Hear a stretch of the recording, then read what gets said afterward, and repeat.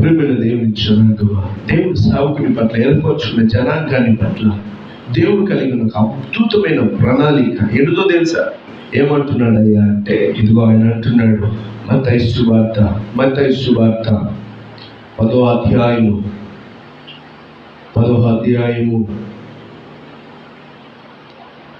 5వ వాక్యం.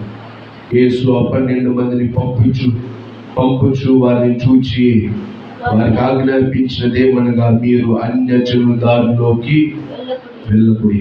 రైట్.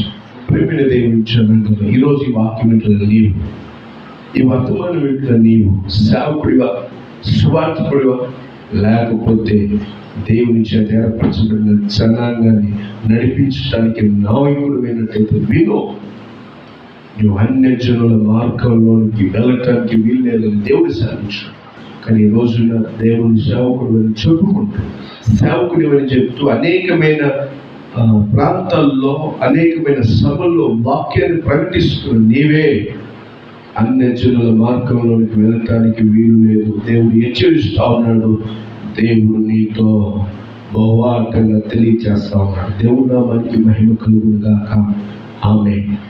దేవుని యొక్క హెచ్చరికను నీవు పట్టుకోవాలని, దేవుని హెచ్చరికను గ్రహించాలని ప్రభు పేరిట మనవి చేస్తున్నాను.